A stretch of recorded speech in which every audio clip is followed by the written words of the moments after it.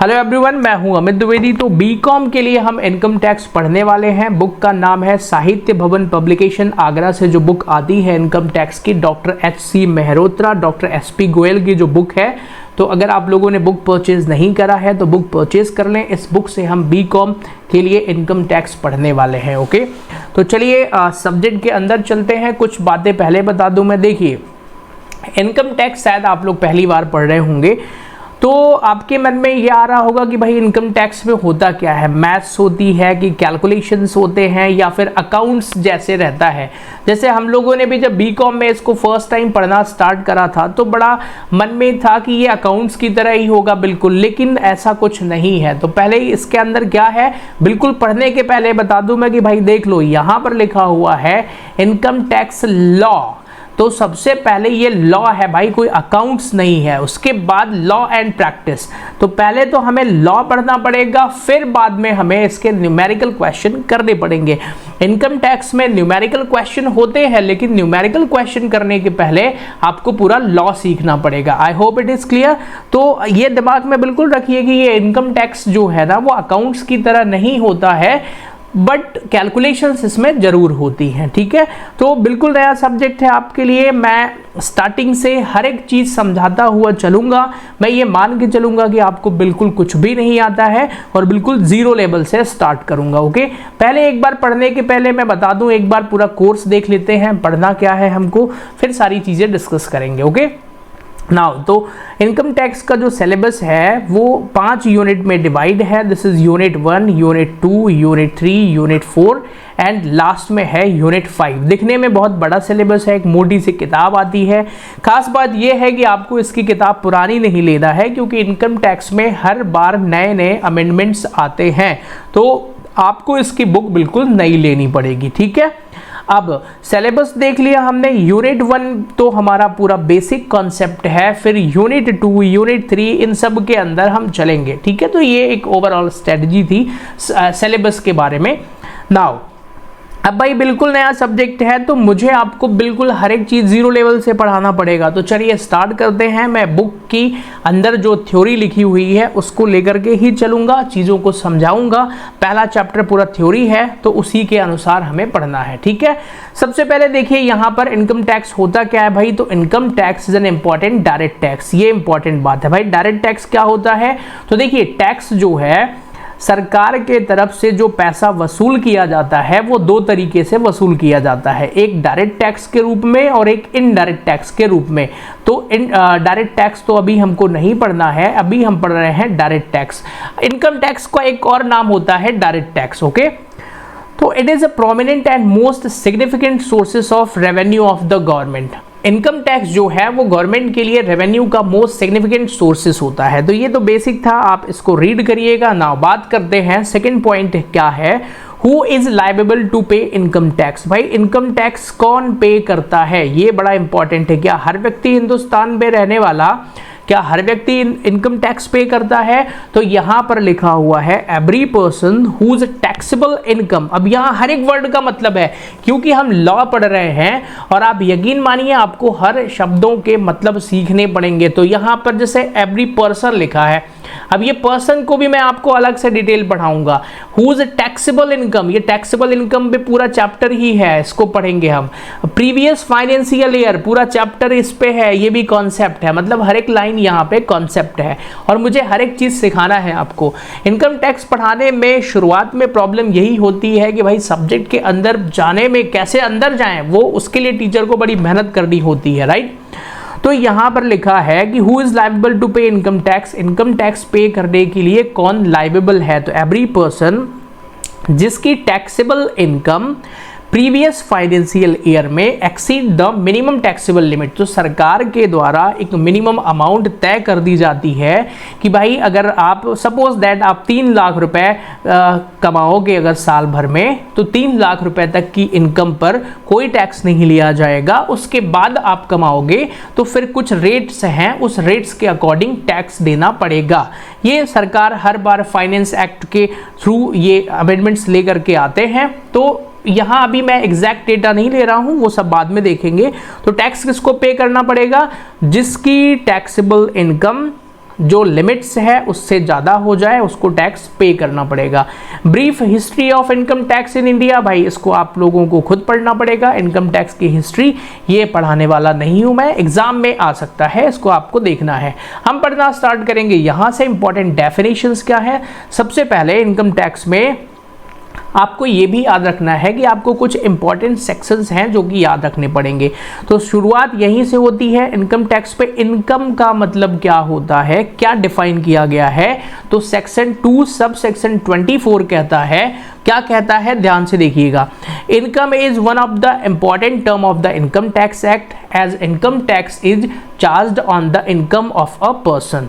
This term has not been defined in the income tax. लो भाई, यहीं पे पूरी बात खत्म हो गई।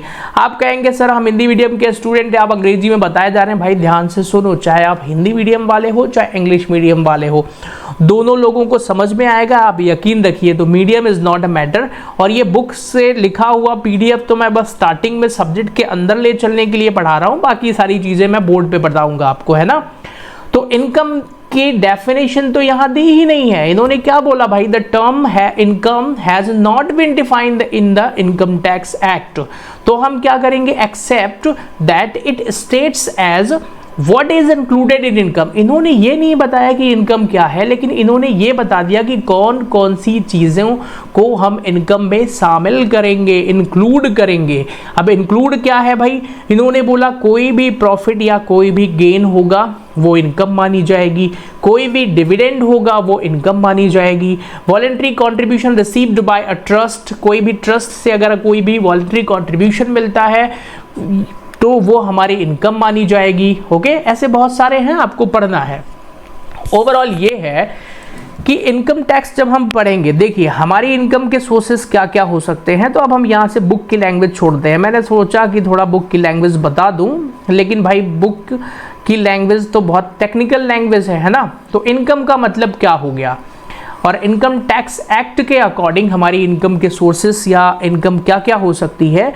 तो इन्होंने इसको टोटल 5 हिस्सों में डिवाइड कर दिया है। ध्यान से देखिएगा, आज कोई भी क्वेश्चन नहीं कराऊंगा मैं, पहले हमें सब्जेक्ट के अंदर चलना है, ठीक है। इन्होंने कहा कि अगर कोई भी पर्सन अगर वो जॉब करता है तो उसको सैलरी मिलती होगी, तो इनकम फ्रॉम सैलरी, सैलरी हो या कुछ भी कहें आप उसको, इनकम फ्रॉम सैलरी, ठीक है।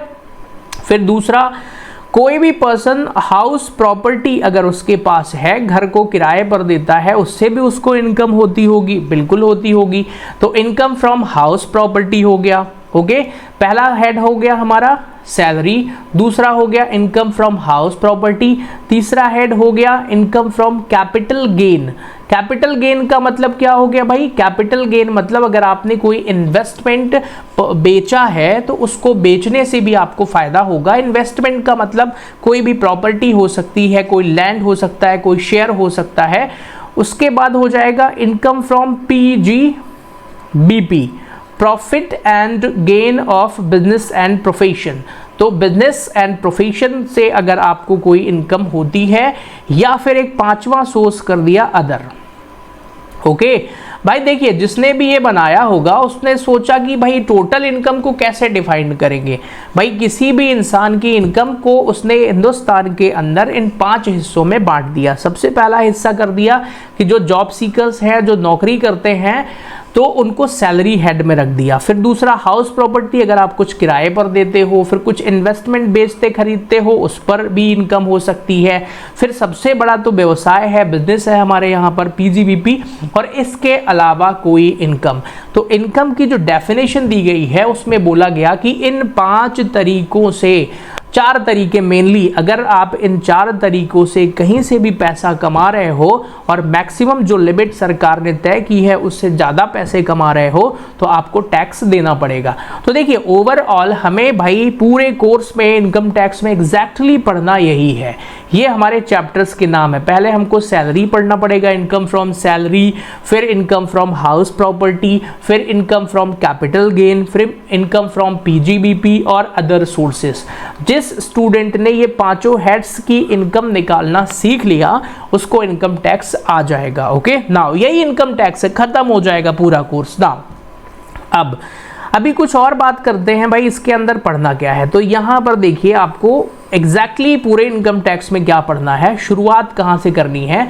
सबसे पहले जैसे मान लीजिए हम सैलरी पढ़ लेंगे, ठीक है, कि उसकी सैलरी से कितनी इनकम हो गई। फिर हम पढ़ लेंगे उसकी हाउस प्रॉपर्टी से कितनी इनकम हो गई। फिर हम पढ़ लेंगे उसकी कैपिटल गेन से कितनी इनकम हो गई। फिर पढ़ लेंगे पीजीबीपी से, profit and gain of business and profession से उसकी कितनी इनकम हो गई। और हम पढ़ लेंगे अदर सोर्सेज से उसकी कितनी इनकम हो जाएगी, ठीक है, अदर सोर्सेस। यहां पर पढ़ने के बाद ये हमारा आ जाएगा ग्रॉस टोटल इनकम। आप यकीन नहीं मानेंगे, ये भी एक चैप्टर है भाई, ग्रॉस टोटल इनकम कैसे निकालते हैं, ठीक है।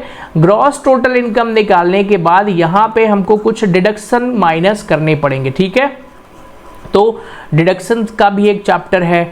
डिडक्शंस माइनस करने के बाद यहां पर हमारी जो इनकम आएगी that is your taxable income, ठीक है। यहां पर आएगी टैक्सेबल इनकम।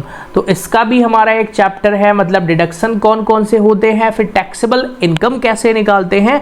इसके बाद आखिरी में आएगा इनकम टैक्स चार्ज करना, मतलब कॉम्पुटेशन, ठीक है। नाउ आखिरी में बिल्कुल आपको इनकम टैक्स चार्ज करना है, मतलब ये जो इनकम टैक्स के रेट सुनते होंगे आपकी 5 लाख रुपए पर इतने प्रतिशत टैक्स, उसके ऊपर इतने प्रतिशत टैक्स, भाई वो सबसे आखिरी का काम है, ठीक है। तो ओवरऑल हमें इनकम टैक्स किस तरीके से पढ़ना है, देखिए 5 हेड्स होते हैं, उन 5 हेड्स को पढ़ना है हमको। फिर ग्रॉस टोटल इनकम निकालने के लिए क्या क्या चीज़ें हैं वो पढ़ना है। उसके बाद डिडक्शंस पढ़ना है, कुछ एग्जम्पशंस होती हैं उनको पढ़ना है। फिर टैक्सेबल इनकम आ जाएगी, टैक्स आ जाएगा। फिर अब टैक्स जब आ गया तो टैक्स को जमा करने के लिए टैक्स के कई सारे फॉर्म्स होते हैं, उनके बारे में पढ़ना है। आप टैक्स जमा नहीं करेंगे तो भाई पेनल्टीज देनी पड़ेंगी, तो उनके बारे में पढ़ना है।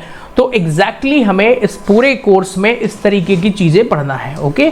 कोर्स बहुत बड़ा है, खतरनाक है और इंटरेस्टिंग भी है इनकम टैक्स, और ये आपके बहुत काम भी आ सकता है। अगर आप इस फील्ड में अपना कैरियर भी बनाना चाहते हैं तो भी बहुत हेल्पफुल हो जाएगा, ओके। और बीकॉम में ये बिल्कुल बेसिक है। अब बात करते हैं कि सर आप हो सकता है फाइनल ईयर के स्टूडेंट हो सकता है आप एमबीए के स्टूडेंट हो, एमबीए में भी टैक्सेशन रहता है, हो सकता है आप बीबीए में भी रहता है, हो सकता है आप एमकॉम के स्टूडेंट हो, सब लोग पढ़ सकते हैं। Doctor SM. शुक्ल की जो बुक है वो सबसे बेस्ट बुक है कॉलेज लेवल पे टैक्सेशन पढ़ने की, ठीक है। अगर आप सीए स्टूडेंट हैं तो फिर यहाँ से मत पढ़ो, क्योंकि भाई सीए वाला जो टैक्सेशन है और जो यहाँ पढ़ाऊंगा उसके लेवल में डिफरेंस है, ठीक है। सीए में बहुत खतरनाक लेवल पे पढ़ाना होता है, उसके लिए पूरा कोर्स अलग है, हालांकि सब चीज़ें वही हैं, लेवल डिफरेंस होता है।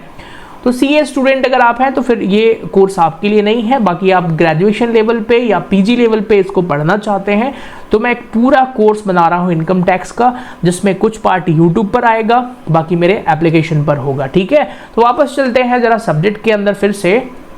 तो ये इनकम है, ये बुक के अंदर दिया है भाई, पूरा रीड करना, मैंने समझा दिया आपको कि इसके अंदर क्या क्या लिखा हो सकता है। कॉन्सेप्ट ऑफ इनकम ये भी आपको पढ़ना है, वो जो मैंने अभी 5 हेड्स बताए आपको, जैसे income from salaries, income from house property, income from profit and gain of business and profession, income from capital gains, income from other sources. ये जो 4-5 सोर्सेस मैंने बताए हैं ये सब यहाँ पर समझाए गए हैं किस तरीके से हमको इनकम हो सकती है। नाउ मैंने बता दिया ना कि पूरे इस पीडीएफ में क्या लिखा था, सारी इनकम का टोटल करने के बाद फाइनली क्या आता है, ग्रॉस टोटल इनकम आ जाएगा। ग्रॉस टोटल इनकम में ये देखिए 5 हेड्स आ जाएंगे, ये हमारे 5 हेड होते हैं और हिंदुस्तान के अंदर आपकी कोई भी इनकम होगी वो यहीं पर आ जाएगी। 4 स्पेसिफाइड हेड्स हैं, उसके अलावा 5वें का नाम है अदर सोर्सेस। आप कहेंगे सर मान लीजिए मैं एक डॉन हूं और मैं क्रिमिनल हूं और वहां से मैं इनकम कर रहा हूं तो क्या मुझे टैक्स देना पड़ेगा? भाई अगर पे करना है तो वो अदर सोर्सेस में आएगा, आप पे कर सकते हो, है ना। बैंक डकैती करने से कोई इनकम हो रही है तो कहाँ आएगी सर, वो अदर सोर्सेस पे आएगा। लेकिन आप बैंक डकैती से जब इनकम कमाओगे और उसको आप टैक्स पे करोगे उसके बाद सरकार आपको जेल में भी भेजेगी। मतलब ये कहने का कि इलीगल इनकम को भी इनकम टैक्स इनकम मानता है, ठीक है। लेकिन हाँ, आपके अंदर वो गट्स होना चाहिए कि आप बताओ कि मैंने इलीगल कमाया है। आई होप यू अंडरस्टैंड, ठीक है। नाउ तो इनकम लीगल और illegal it's not a matter, यहाँ कुछ भी हो सकता है, ठीक है। बहुत सारी चीज़ें टेक्निकल चीज़ों पर भी हम आएंगे। नाउ ये सामने एक क्वेश्चन आ गया कि भाई ग्रॉस टोटल इनकम के बाद हमको कैलकुलेट करना होता है टोटल इनकम, और टोटल इनकम निकालने के बाद फिर डिडक्शन माइनस करते हैं। डिडक्शंस जब हम माइनस करेंगे तो सेक्शन 80C से लेके 80U तक, मतलब 80C होगा, फिर 80CC होगा, 80CCB होगा, फिर 80D होगा, 80DD होगा, 80DDB बहुत सारे, फिर 80E होगा। तो इस तरीके के बहुत सारे सेक्शंस हैं जो डिडक्शंस हैं, और वो सब आपको लर्न करना पड़ेगा। ठीक है, सामने एक थ्योरी क्वेश्चन है, मोस्ट IMP क्वेश्चन है। अगर आप इनकम टैक्स पढ़ रहे हैं और आप चाहते हैं कि सर पहले ही लेक्चर से हमारे एग्जाम में क्वेश्चन आ जाए, तो ये यही क्वेश्चन है जो आपके एग्जाम में आएगा। This is the first question जो कि डायरेक्टली पूछा जाता है, बीकॉम हो या MBA हो या कोई भी एग्जाम हो, ये थ्योरी जरूर आएगी। ग्रॉस टोटल इनकम और टोटल इनकम में क्या डिफरेंस होता है। अब एक चीज आप और समझिए कि मैं अभी ये आपको इतना डिटेल में क्यों नहीं पढ़ा सकता, क्योंकि अभी आपको ज्यादा प्रैक्टिकल पता नहीं है, कुछ भी सब्जेक्ट के अंदर नहीं पता है, तो भाई अभी नहीं पढ़ाऊंगा, सारी चीजें पढ़ाऊंगा, लेकिन जब जरूरत होगी तब पढ़ाऊंगा। क्योंकि मैं शुरू से ही मैंने बताया ना, मैं क्या मान के चल रहा हूं कि आपको इनकम टैक्स नहीं आता है। ओके, नाउ अब कुछ और पार्ट्स पर बात करते हैं, जैसे एग्रीकल्चर इनकम क्या होता है। तो भाई पूरा एक चैप्टर ही है एग्रीकल्चर इनकम का, और इसको इन्होंने अलग से इसलिए दिखा दिया है क्योंकि वो हमारी जो टोटल इनकम होती है उसमें ज़्यादा ऐड होता नहीं है।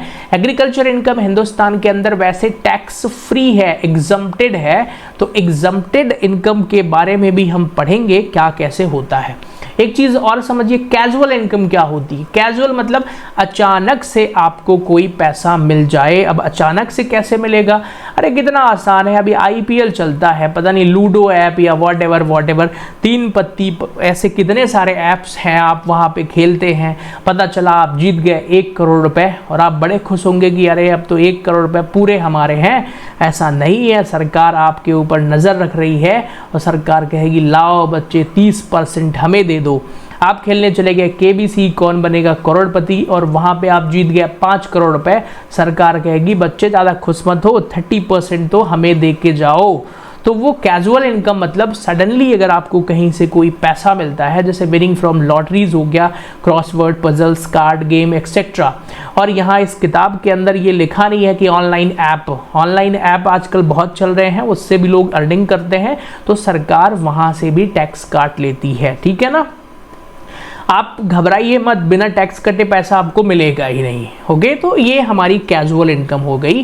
कैजुअल इनकम जो है वो डज नॉट इंक्लूड, इसमें कैपिटल रिसिप्ट, कैपिटल गेन, अब ये टेक्निकल टर्म्स हैं, अभी मैं इनको यूज नहीं करूंगा, अभी सिंपल सा समझा रहा हूं मैं। ठीक है, now other provision related to casual income. Casual income जो है उनके बारे में कुछ और बातें कही गई हैं, जैसे कि एक्सपेंसेस आर नॉट डिडक्टेबल। भाई क्या होगा, अब आप कहोगे कि सर हमने 100 रुपए की एक लॉटरी खरीदी, जिसमें हमको 100 रुपए की लॉटरी खरीदी है सर, जिसपे हमको 1 करोड़ रुपए की लॉटरी लग गई है, हमको हो गया है फायदा।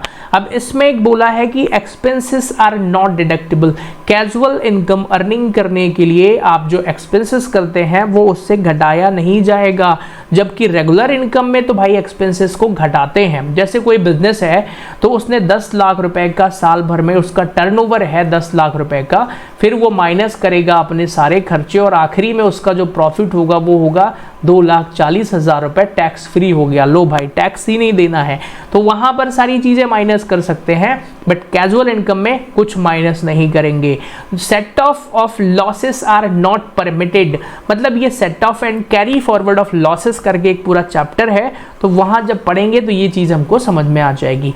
TDS at source, casual income अगर आपकी 10,000 रुपए से ऊपर हो रही है तो इमीडिएट सरकार टैक्स काट करके ही पैसा आपको देगी। मतलब यहाँ लिखा भी है अदर गेम, किसी भी गेम में अगर आपको 10,000 रुपए से ज़्यादा की इनकम होती है, चाहे वो ऑनलाइन ऐप से हो या फिर कहीं से भी हो, lottery, horse races, whatever, तो सरकार उसमें TDS काट लेगी, टैक्स डिडक्टेड एट सोर्स। ठीक है, उसका रेट क्या होगा, 30% डायरेक्ट। आप KBC खेलने जाओगे ना, KBC में आपने जीता 5 करोड़ रुपए, जब कभी आपको चेक मिलेगा 30% मतलब 1.5 CR, 1.5 करोड़ रुपए सरकार काट लेगी, आपको मिलेगा 3.5 CR। ठीक है, तो वो टीडीएस कट जाता है। क्या इसको अभी समझाने की ज़रूरत है? मुझे लगता है अभी समझाने की ज़रूरत नहीं है, क्योंकि अभी मैं आपको सब्जेक्ट के अंदर ले चल रहा हूँ। फिर मैं आप मेरे हिसाब से अगर पढ़ेंगे तो मुझे पता है कि किस टाइम पे क्या पढ़ाना है। Okay, now the most important term exam में भी आएगा कि भाई एसएससी क्या होता है। तो एसएससी का मतलब होता है कि वह इंसान, वह पर्सन जो टैक्स को पे करता है उसको हम एसएससी कहते हैं।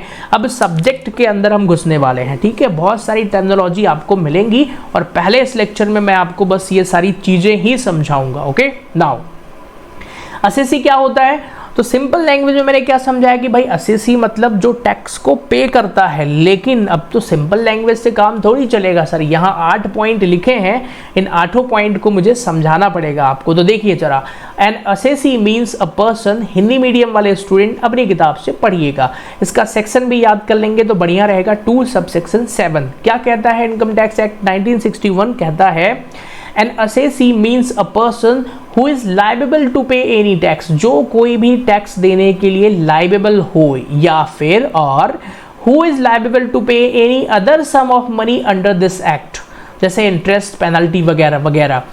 फिर in respect of whom any proceedings under this act has been taken for the assessment his income।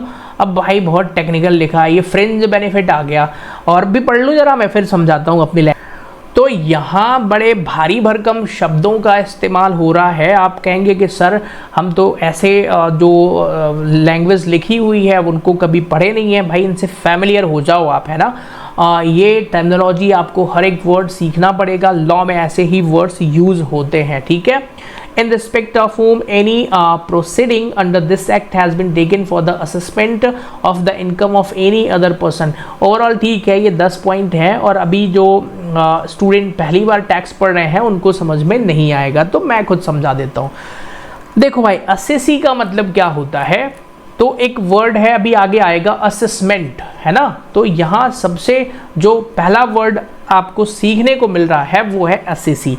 ध्यान से सुनिएगा, एसएससी मतलब हिंदी में इसको कहते हैं करदाता। क्या बोलते हैं इसको? करदाता, मतलब जो टैक्स देता है उसी को हम एसएससी कहते हैं।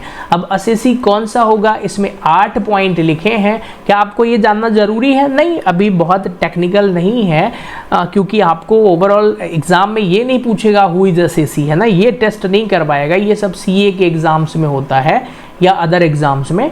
सिंपल सा है कि आप इतना समझिए, एसएससी मतलब जो टैक्स को पे करता है। अब टैक्स पे करने वाला कई बार डायरेक्ट भी हो सकता है, ओके।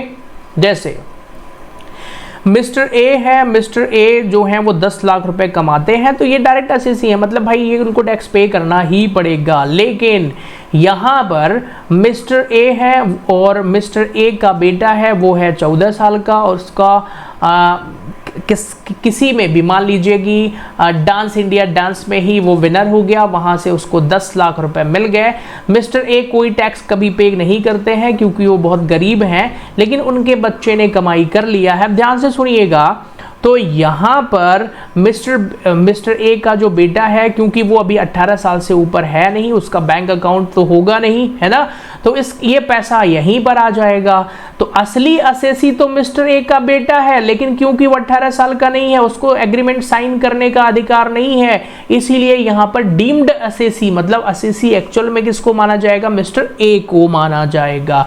तो यही सारी चीजें यहाँ पर लिखी हुई हैं, बहुत सारी बातें हैं, ठीक है ना।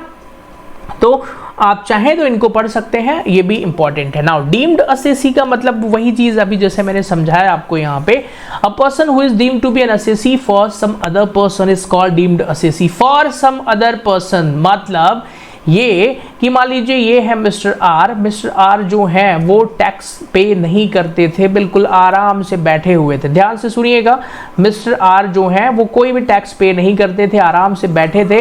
अचानक से इनके एक रिलेटिव थे, उनके पास बहुत प्रॉपर्टी थी और उनकी डेथ हो गई, उनके परिवार में अब कोई भी नहीं है, और इनको ये हमेशा साल भर का टैक्स पे करते हैं। इनकी सारी प्रॉपर्टी मिस्टर आर को मिल जाती है। अब भाई मिस्टर आर को जब सारी प्रॉपर्टी मिल गई तो मिस्टर आर को भी टैक्स पे करना पड़ेगा, लेकिन प्रीवियस ईयर का टैक्स जब पे करेंगे तो ये इनके नाम का टैक्स पे करना है, लेकिन पे इनको करना पड़ेगा क्योंकि सारी प्रॉपर्टी इनको मिली है। क्लियर हो गया। तो ये डीम्ड असेसी, माने गए असेसी होंगे। तो इसी तरीके से केसेस हैं, थ्योरी है, थोड़ा समझना पड़ेगा। असेसी इन डिफॉल्ट मतलब when a person is responsible for doing any work under the act and is fails to do it, as he called an assessee in default. For example, if a person while making any payment to another person is liable to deduct income tax at sources, मतलब TDS काटना था, does not deduct TDS, okay, और having deducted does not deposited in the central government. मतलब कहने का ये कि भाई आपको किसी व्यक्ति को कुछ पैसे देने थे तो उससे आपको टीडीएस काट लेना था, लेकिन आपने वो टीडीएस नहीं काटा और या काट लिया तो सरकार को जमा नहीं किया है, तो अब आप हैं असेसी इन डिफॉल्ट। अब आपको वो टैक्स जमा करना ही पड़ेगा। इस केस में आप भी असेसी कहलाएंगे। आप कहेंगे ठीक है सर, थोड़ा थोड़ा समझ में आ रहा है, कंक्लूजन क्या है सर, आप तो सिर्फ इतना बताइए इसका। भाई कंक्लूजन ये है कि असेसी का मतलब जो बंदा, जो पर्सन टैक्स देता है या जिस पे टैक्स देने की लायबिलिटी बनती है। दो ही वर्ड में समझाऊंगा मैं, ठीक है ना। देखो, इनकम टैक्स किताबों में, बुक्स में पढ़ने से अगर समझ में आ जाए ना तो फिर तो हर कोई समझ लेना, ये टेक्निकल है भाई। और आप कहेंगे सर आप अपने बारे में भी तो बता दो, आपको कैसे आता है इनकम टैक्स। देखो भाई, मैं 4 से 5 साल तो मैंने प्रैक्टिकली सीए की ट्रेनिंग के दौरान, आर्टिकलशिप के दौरान ऑफिस में भी वहाँ पर सीखा है, सारे काम है ना, किया भी है प्रैक्टिकली। उसके अलावा फिर पढ़ाना तो मेरा एक्सपीरियंस है ही, बट रियल में ड्यूरिंग माय सीए आर्टिकलशिप वहाँ पर मैंने सब चीज़ें सीखा है।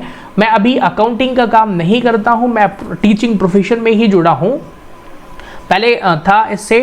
तो don't worry about that. Income tax मेरा फेवरेट है और मुझे पढ़ाने में भी मज़ा आता है ना।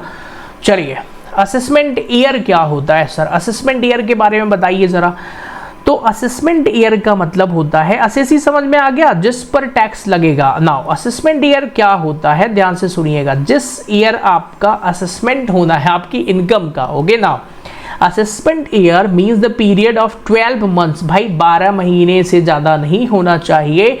फिर commencing on the first day of every year, 1 अप्रैल मतलब 1 अप्रैल से शुरू हो जाएगा ये और 31 मार्च को ख़त्म हो जाएगा। ध्यान से सुनना है, 1 अप्रैल से शुरू होगा हमारा जो असेसमेंट ईयर है और वो ख़त्म कब हो जाएगा, 31 मार्च को। नाउ अब एक चीज़ आप सुनिए, असेसमेंट ईयर, असेसमेंट ईयर अभी हमें जो पढ़ना है वो पढ़ना है 2022 से 2023, मतलब हमारा जो असेसमेंट ईयर स्टार्ट हो रहा है 1 अप्रैल 2022 से लेकर के 1 अप्रैल 2022 से 31 मार्च 2023 तक हमारा असेसमेंट ईयर चलेगा। शॉर्टकट में इस असेसमेंट ईयर को 22-23 कहते हैं, 22-23। क्लियर हो गया। नाउ तो यहां पर एक टर्म और समझ लेते हैं, फाइनेंशियल ईयर क्या होता है सर। तो सर फाइनेंशियल ईयर बुक में पढ़ ले जरा, फिर यहां भी समझा देता हूं मैं। इसमें नहीं दिया है, नहीं सर यहाँ पर नहीं दिया है, अब आप अपने से पढ़ा दो। चलो मैं पढ़ाता हूँ ना। आइए, फाइनेंशियल ईयर और असेसमेंट ईयर। देखिए, इनकम टैक्स की जब हम क्लास पढ़ने जाते हैं, कोई भी स्टूडेंट पढ़ने जाता है, जैसे मैंने सीए फाइनल में इनकम टैक्स जो है मैंने इंडिया की जो नंबर 1 फैकल्टी हैं उनसे पढ़ा था, तो बहुत सारी चीज़ें सीखने को मिलती हैं उसके दौरान, है ना। सीए आईबीसीसी लेवल में भी होता है, ग्रेजुएशन में भी होता है। मैंने एमकॉम किया है, डबल मास्टर है मेरा कॉमर्स में, वहाँ पर भी टैक्सेशन पढ़ा है मैंने। तो जब बुक्स, हालांकि मुझे सबसे ज़्यादा जो मुझे याद है वो जब मैं बीकॉम में इनकम टैक्स पहली बार पढ़ने गया था, तो क्योंकि हम नए सब्जेक्ट के बारे में क्या सोचते हैं वो बड़ा इंपॉर्टेंट है। तो पहली क्लास में आपको एग्जैक्टली क्या सीखना चाहिए, भाई पहली क्लास में यही सीखते हैं सर। असेसमेंट ईयर सीखा है आज हमने, फाइनेंशियल ईयर सीखा है हमने, असेसी सीखा है हमने, और पर्सन क्या होता है वो सीखा है, और इनकम टैक्स में 5 हेड्स होते हैं जिनमें टोटल इनकम डिवाइड होती है वो सीखा है। बस आज की क्लास में आपको यही सीखना है, ओके। बाकी ज़्यादा इन चक्करों में नहीं पढ़ना कि सर आप तो बुक की लैंग्वेज नहीं पढ़ा रहे हैं या वॉट एवर, इन चक्करों में बिल्कुल मत पढ़ो। मैं इनकम टैक्स आपको पूरा सिखा दूंगा, एक एक क्वेश्चन बनेगा आपका और अच्छे नंबर आएंगे आपके, ठीक है। और आखिरी में जब मैं पूरी क्लास पढ़ा दूंगा तो मैं कुछ ऐसे बच्चों को भी पढ़ाऊंगा जो कि सर कहेंगे हमको 5 दिन में इनकम टैक्स पास करना है, सर उसका भी तरीका बता दो, ये इतना लंबा हमें नहीं पढ़ना है सर, हम अच्छे बच्चे नहीं हैं। तो उनको भी बता दूंगा भाई 5 दिन में इनकम टैक्स कैसे पास करें। वैसे मैंने एक स्टूडेंट को 2 घंटे पढ़ाया था, वो भी पास हो गया था। 2 घंटे में कैसे पास होते हैं सर बताइए ज़रा। भाई 2 घंटे में भी पास हो सकते हैं। उसको पहला क्वेश्चन मैंने यही बता दिया था, कौन सा, difference from gross total income and total income, ये क्वेश्चन आता ही है, 15 नंबर का क्वेश्चन सीधा सीधा आता है।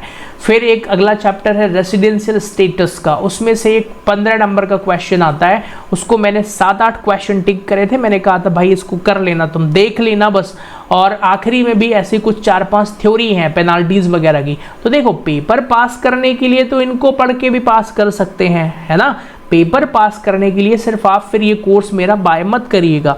अगर आपको इनकम टैक्स सीखना है, आप ग्रेजुएशन कर रहे हैं, आप कॉमर्स फील्ड में अच्छे से अगर आपको सीखना है तो फिर आप ये मेरा बीकॉम का जो कोर्स है उसको बाय करिएगा। मेरे एप्लीकेशन पर पूरा कोर्स रहेगा। स्टार्टिंग के कुछ वीडियोज़ मैं यूट्यूब पर भी करूँगा अपलोड, तो यहाँ से आपको समझ में आएगा। आप कहेंगे सर आगे की बात बताइए, बहुत हो गया फालतू में, चलिए आगे पढ़ते हैं फिर। तो असेसमेंट ईयर समझ में आ गया? अभी नहीं आएगा, जब पहले फाइनेंस ईयर समझिए ज़रा। हमारा फाइनेंशियल ईयर 1 अप्रैल से शुरू होता है। अभी हमको जो पढ़ना है तो हमारा उसका फाइनेंशियल ईयर 1 अप्रैल 2021 से शुरू होगा और ख़त्म कब होगा? 1 अप्रैल 2022 को, ठीक है, सॉरी 31 मार्च 2022 को। आप कहेंगे सर अभी तो अगस्त चल रहा है, सितंबर आने वाला है और आप 31 मार्च 2022 को ही क्यों पढ़ा रहे हैं? ये तो पुराना है सर। ध्यान से सुनिएगा, हम इनकम टैक्स में मतलब जो टैक्स पे करते हैं वो प्रीवियस ईयर की इनकम पर पे करते हैं, है ना। मतलब अभी जो हम 2022 और 23 में जब हम टैक्स को पे करेंगे ना, तो हमने जो पिछले साल कमाया है, मतलब हमारा फाइनेंशियल ईयर 2021-22 में जो कमाया है उसको हम असेसमेंट ईयर 2022-23 में पेमेंट करेंगे। आप कहेंगे सर कहना क्या चाहते हैं, सीधी बात बताइए। भाई मैं क्या कहना चाहता हूँ सुनो, जो असेसमेंट ईयर होता है ना वो 1 साल आगे होता है। लो सीधी बात। आप कहेंगे सर इतना बेसिक मत पढ़ाओ, इतना तो हमें आता है, 1 साल आगे। अरे भाई मैं ये ऐसे बच्चों को भी पढ़ा रहा हूँ जिनको कुछ नहीं आता है। फाइनेंशियल ईयर देखो, ग्रेजुएशन में मुझे मालूम है ना कि भाई हो सकता है आप अच्छे बच्चे हो, जल्दी समझ में आ रहा हो, बट कई बार नहीं आता, इसलिए मैं ये भी समझा रहा हूँ कि भाई असेसमेंट ईयर 1 साल आगे होता है और फाइनेंशियल ईयर मतलब PY प्रीवियस ईयर, ठीक है। अच्छा ये प्रीवियस ईयर भी टर्मिनोलॉजी आएगी अभी, कई बार आपको ये भी सीखना पड़ेगा। तो आज के लेक्चर में यही समझो, असेसमेंट ईयर 1 साल आगे होता है, प्रीवियस ईयर मतलब भाई पिछला साल ही फाइनेंशियल ईयर होता है। अभी हमको जो पढ़ना है, जब आप मार्केट में बुक लेने जाएंगे तो उनसे बोलिएगा भाई हमको बुक दे दो, कौन सी इनकम टैक्स के लिए साहित्य भवन पब्लिकेशन की जो बुक आती है, असेसमेंट ईयर 2022 और 23 की बुक दे दो। पुरानी किताब मत खरीदना, क्यों? क्योंकि उसमें हर बार नए अमेंडमेंट्स आते हैं, चेंजेस आते हैं, तो भाई चेंजेस फिर आपको कहाँ से मिलेंगे। लेकिन धोखे से अगर आपने पुरानी किताब ले लिया है तो फिर घबराने की ज़रूरत नहीं है, क्योंकि क्वेश्चन वगैरह कॉन्सेप्ट वगैरह वही होते हैं, सिर्फ 2% अमेंडमेंट में बदलाव होता है, तो वो मैं पढ़ा दूंगा इस चैनल पर, तो आप समझ जाएंगे। तो अगर आपने पुरानी भी ले लिया है तो कोई डरने की ज़रूरत नहीं है। ओके नाउ अब जरा एक चीज़ यहाँ पर और समझते हैं। लास्ट है टॉपिक हमारा, सर आपने पर्सन वर्ड यूज़ करा है 2-3 बार, तो इस पर्सन वर्ड की डेफिनेशन बता दो कि पर्सन का मतलब क्या होता है। जैसे अभी हमने देखा था ना टैक्स इनकम देखा था हमने कि एवरी पर्सन, जो भी व्यक्ति टैक्स पे करता है वो पर्सन होगा। तो कौन कौन पे करता है सर ये भी बताइए आप। तो एन इंडिविजुअल मतलब कोई भी एक इंसान, है ना। एक HUF, अब ये HUF क्या होता है sir? Hindu undivided family. HUF जैसे हम एक ट्रस्ट बनाते हैं, कंपनी बनाते हैं, उसी तरीके से एक HUF भी होता है। एक कंपनी, एक फर्म, एन AOP मतलब एसोसिएशन ऑफ पर्सन, BOI मतलब body of individuals. Okay local authorities मतलब म्यूनसिपल अथॉरिटी हो गए, नगर निगम, नगर पालिका, ये भी टैक्स पे करते हैं, है ना। एवरी आर्टिफिशियल पर्सन जैसे कंपनी हो गया, ये सब अपना टैक्स पे करते हैं, ठीक है। तो पर्सन, ये डेफिनेशन मोस्ट आईएमपी है, ठीक है। एग्जाम में बीकॉम लेवल पे अगर किसी यूनिवर्सिटी में बहुत टफ पेपर बनाए थ्योरी का तो वो पर्सन की डेफिनेशन पूछ सकते हैं। बाकी ये सीए के एग्जाम में सीए लेवल पे तो ये पूछते ही हैं भाई कि इनमें से कौन सा पर्सन है कौन सा नहीं है बताओ, और ये चीज़ें आपको जानना चाहिए। क्लियर हो गया। अब यहाँ सबकी डिटेल है। इंडिविजुअल में कौन कौन आता है, तो इंडिविजुअल में नेचुरल पर्सन आता है, ह्यूमन बीइंग जैसे मैं और आप हो गए, ठीक है। Including male, female, minor, child और ल्यूनेटिक, थोड़ा पागल है लेकिन भाई कमाया है तो देना पड़ेगा उसको, है ना। आप कहेंगे सर पागल कहाँ से कमाएगा, देखो कमाने के लिए कहीं से भी कमा सकता है, वो कुछ भी कर सकता है। HUF मतलब हिंदू अनडिवाइडेड फैमिली हो गई, कंपनी हो गई, अब ये पूरा पढ़ लेना आप। Firm, association of person, BOI local authority, है ना, ये कॉर्पोरेट, म्यूनसिपल कॉर्पोरेशन, यहाँ लिखा हुआ है सब, म्यूनसिपैलिटी। आर्टिफिशियल पर्सन में कौन कौन आता है, यूनिवर्सिटीज़ भी टैक्स देती हैं सर, हाँ बिल्कुल देती हैं। ओके नाउ लो भाई, जिसकी बात मैं कर रहा था वो यहाँ पे दिया हुआ है। प्रीवियस ईयर किसे कहते हैं, ध्यान से सुनिएगा, मैंने समझा दिया है वैसे तो। यहाँ लिखा है generally the previous year means the financial year, मतलब जिस साल पैसा हमने कमाया है वही हमारा प्रीवियस ईयर कहलाता है, ठीक है। लेकिन प्रीवियस ईयर कई सारे भी हो सकते हैं, तो प्रीवियस ईयर का मतलब कि इससे पहले हमने जितने जितने साल पैसे कमाए हैं उसको हम प्रीवियस ईयर कहते हैं, ठीक है। जो हमारा फाइनेंशियल ईयर होगा वही हमारा जनरली प्रीवियस ईयर भी कहलाता है। नाउ कुछ इलस्ट्रेशंस हैं, इनको कर लें क्या, जैसे इन्होंने, चलिए एक देख लेते हैं। An assessee commences his business on, एक व्यापारी ने बिजनेस शुरू किया भाई 1 जुलाई 2020 को। चलो ध्यान से देखना, 1 जुलाई 2020 को। अब इसका प्रीवियस ईयर कब से शुरू होगा बताओ, तो फर्स्ट केस में 1 जुलाई 2020 से 31 मार्च 2021 तक इसका प्रीवियस ईयर होगा, है ना। सेकेंड केस में अक्टूबर से शुरू करा है तो सर अक्टूबर से ही होगा। तीसरे केस में सर जनवरी से शुरू किया उसने तो जनवरी से। मतलब जो प्रीवियस ईयर होता है जरूरी नहीं है कि वो 12 महीने का हो। क्लियर हो गया। क्लियरली मेंशन है कि previous year commencement of business से लेकर के और ईयर एंड तक हो सकता है, जबकि जो फाइनेंशियल ईयर होता है ना, फाइनेंशियल ईयर तो 12 मंथ्स का होना ही होना है। तो ये कुछ एग्जाम्पल हैं, ज़्यादा इनको डिटेल में पढ़ने की ज़रूरत नहीं है, और इस तरीके से हमारा पहला चैप्टर ख़त्म होता है।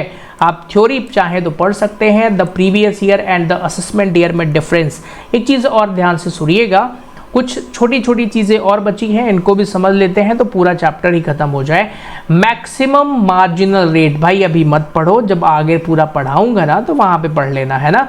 व्हाट इज पैन नंबर, तो पैन तो सबको पता ही है, आप सबने बनवा ही लिया होगा पैन नंबर। भाई पैन नंबर का फुल फॉर्म क्या होता है, permanent account number, which means and the assessing officer में allot to any person for the purpose of identification. तो पैन के बारे में थोड़ा डिटेल पढ़ लेना आप, क्या क्या होता है ना।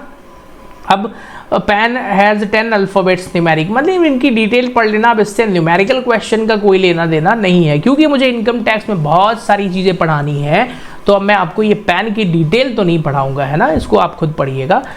नाउ फिर आखिरी में क्या लिखा है, नाउ असेसी में use his Aadhaar number in lieu of pan. ये कौन सा है भाई, हो सकता है किसी कानून में ऐसा लिख दिया हो, ठीक है। ये कहाँ लिखा है, for detail page number 615 assessment procedure में बोल रहा है। अगर आपके पास पैन नहीं है तो आधार यूज करो, हालांकि प्रैक्टिकली अभी ऐसा बहुत कम होता है, पर वो ठीक है, पढ़ लेना आप उसको। चलिए लास्ट है, TDS काटने के लिए 10 नंबर होता है, tax deducted and collection account number. तो ये भी पैन की जैसे ही होता है, जो टैक्स कलेक्ट करते हैं उनके लिए पास ये अकाउंट होता है। Now listen carefully. तो फर्स्ट पार्ट ऑफ अभी मैंने पढ़ाया, कोई न्यूमेरिकल क्वेश्चन नहीं कराया मैंने। इनकम टैक्स BCom फाइनल और फर्स्ट ईयर दोनों के लिए ही कॉमन बुक रहती है। तो अगर आपको ये कोर्स पसंद आएगा, अभी हालांकि कुछ पढ़ाया नहीं है ऐसा जो पसंद आए, भाई इंट्रोडक्शन था। देखो इनकम टैक्स पढ़ाने में सबसे बड़ी प्रॉब्लम पता है क्या होती है, सब्जेक्ट बिल्कुल नया होता है। मुझे आपको सब्जेक्ट के अंदर लेकर चलना है, तो मुझे खुद बहुत मेहनत लगती है आपको अंदर ले जाने में, है ना। मुझे तो आता है, तो आपको सिखाने में मुझे स्टार्टिंग में बहुत टाइम लगेगा। अब स्टार्टिंग में भाई बहुत सारी चीज़ें छोड़ना पड़ता है, ज़रूरी नहीं है कि जो बुक में जैसे चैप्टर दिए हैं वैसा ही पढ़ो। हम क्या करेंगे, ध्यान से सुनिए, हम इनकम टैक्स कैसे पढ़ेंगे। मैंने आपको बेसिक पढ़ा दिया ना, ओके। अब हेड्स ऑफ इनकम से हमें पढ़ना शुरू करना है। मतलब हेड्स ऑफ इनकम कैसे, मतलब सबसे पहले आप पढ़ लो सैलरी, पांचों हेड पढ़ लो आप, तो सैलरी पढ़ लो, फिर दूसरा कौन सा है भाई, दूसरा हाउस प्रॉपर्टी पढ़ लो, तीसरा पीजीबीपी पढ़ लो, है ना, फिर कैपिटल गेन, फिर अदर सोर्सेस। 60% आपका कोर्स यही है, 69 70%, बाकी तो सब कचरा है, मतलब हो जाएंगे। तो हम इनकम टैक्स वास्तव में पढ़ना यही से हमें स्टार्ट करना चाहिए। हालांकि क्योंकि मैं एक कोर्स पढ़ा रहा हूं जो कि ग्रेजुएशन स्तर का है, तो मैं बुक के अकॉर्डिंग थोड़ा बहुत तो पढ़ाऊंगा। तो फर्स्ट चैप्टर मैंने पढ़ा दिया है। अब सेकेंड चैप्टर, फर्स्ट चैप्टर खत्म हो गया, बस इतना ही था, बेसिक इंट्रोडक्शन था। सेकेंड चैप्टर हमारा है एग्रीकल्चरल इनकम, ओके। अब भाई एग्रीकल्चरल इनकम के बारे में फिर हम दूसरे चैप्टर में पढ़ेंगे। ऐसे तीसरा हमारा चैप्टर है रेसिडेंशियल स्टेटस। अगर आप बिल्कुल मेरी सलाह मानिए तो अभी इनको खुद से रीड नहीं करना है, ये समझ में नहीं आएंगे, इनसे एग्जाम में क्या आना है वो मैं बताऊंगा, है ना। तो चलिए, थैंक्स फॉर कनेक्टिंग एवरीवन, मिलते हैं अगले वीडियो में। तब तक आप ये बुक खरीद लीजिए। अगर इनकम टैक्स पसंद आए, जो भी थोड़ा बहुत पढ़ाया है आज, तो अपने फ्रेंड्स को भी शेयर करिएगा। बाकी इस चैनल पर मैं सब कुछ लेकर के आने वाला हूँ। हाँ, थोड़ा बहुत आप लोगों का भी कंट्रीब्यूशन होगा, अगर आप सपोर्ट करेंगे तो चीज़ें जल्दी फास्ट आएंगी, अदरवाइज फिर मैं अपनी स्पीड से पढ़ाऊंगा, okay. So thanks for connecting everyone, मिलते हैं अगली क्लास में।